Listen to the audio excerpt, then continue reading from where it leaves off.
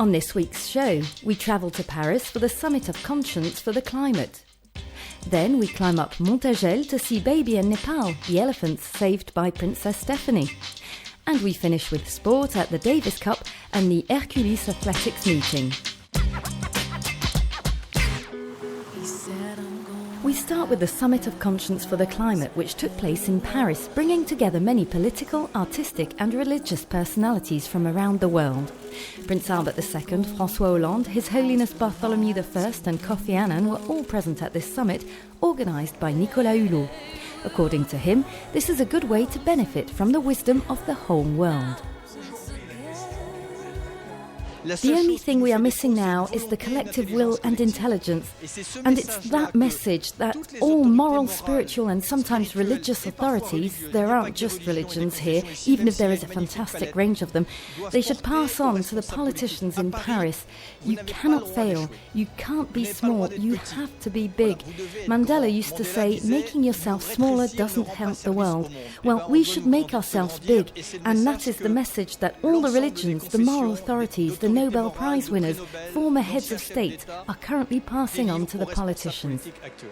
This Summit of Conscience for the Climate took place just a few months before another important event, COP21, which also takes place in Paris at the end of the year.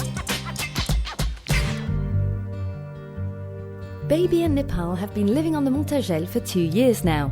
When facing the prospect of being put down, these two elephants' lives were saved by Princess Stephanie.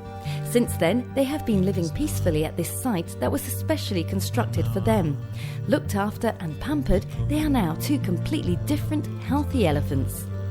Il y a des rencontres dans la vie qui changent la vie. Et c'est vrai que ma rencontre avec Baby et Nepal ont changé. There are some meetings in life that change your life, and it's true that meeting Baby and Nepal changed my life. They gave it a new dimension and allowed me to grow and even blossom in a different way.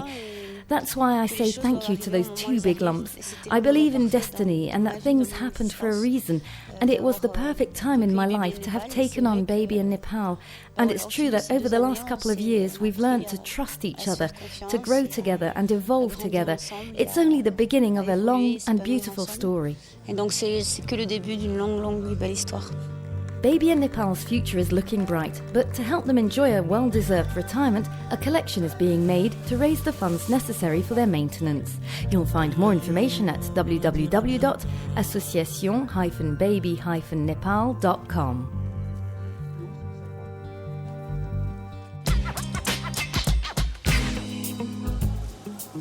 Another of Princess Stephanie's commitments is the fight against AIDS.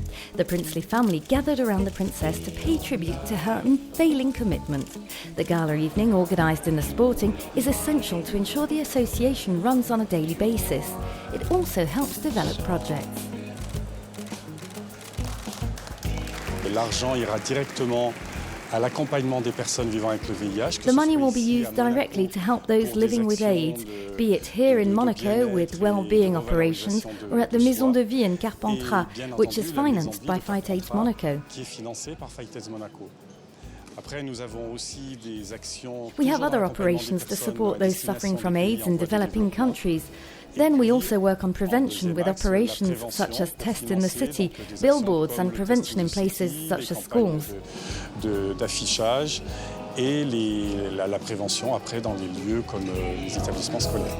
Each year an artist helps out. After singers such as Patrick Bruel, Garou and Christophe Maé, this year it was comedian Gad Elmaleh who was the godfather of the event. The traditional tombola, with some beautiful prizes, also took place, another way to raise even more money for Fight AIDS Monaco.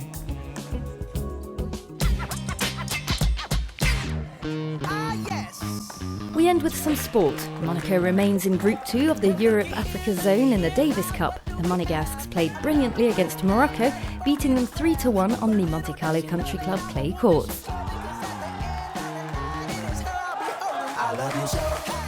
Athletics were also on the cards with the Hercules meeting.